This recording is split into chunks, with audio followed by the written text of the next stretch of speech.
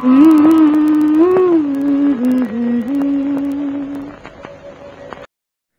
and welcome back to the Arkham Horror Explorations. This is a bit of a bonus video. I'm just going to talk about the deck that I'm going to be taking through these cases. My friend picked up the Dunwich Legacy and some of the following scenarios. So I'm going to carry on with Roland, not from the same Roland that was before, but Roland who looks very similar and is starting fresh anew. So, had to build his deck. Of course, you have to include the 38 special, which I am very fond of as a card.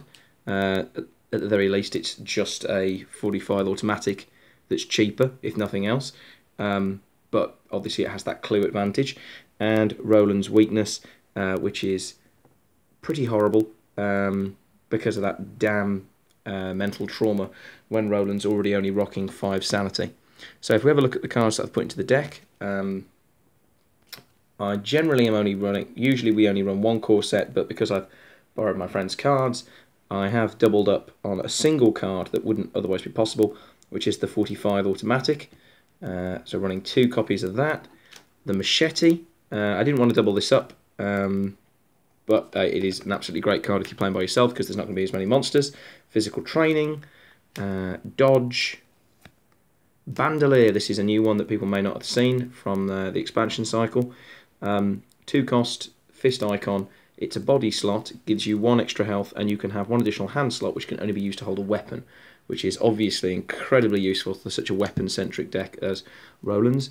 Evidence, it's nothing else. It's 2 investigate icons, but combined with Roland's ability of discovering a clue when he defeats someone anyway, this could really clean up an area. Beat cop, just a good strength enhancing ally.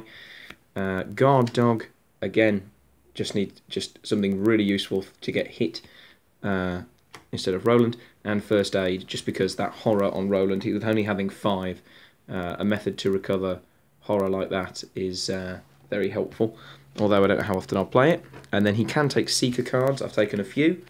I of course have taken magnifying glass because it is absolutely fantastic. Obviously Roland's not as investigation focused as just like this camera, because it will not focus. Obviously Roland's not as investigation focused as some other investigators because of being able to kill monsters and draw clues, but in a solo player game, if you can't investigate, then you're pretty boogered. Hyper awareness, it covers the other 2 areas from physical training, and it's probably my favourite art in the game. Art student, a new ally. It's 2 cost, investigate icon, with a reaction after she enters play, discover 1 clue at your location. So she's like a free clue discovery, could be really useful at like a high shroud area. Laboratory assistant, similar cost, similar icon, but when she arrives, draw 2 extra cards, and you've got 2 extra card slots. Importantly, they've got this this horror damage that they can take for me. And then Dr. Milan Christopher will give me an extra investigate. After you successfully investigate, gain a resource. Now, you might be thinking, and you'd be right, my goodness, that's a lot of allies. There's a new card that relates to allies, which is called Charismatic, which costs experience points to buy and lets you have an additional ally slot. So that's obviously what I'm building towards.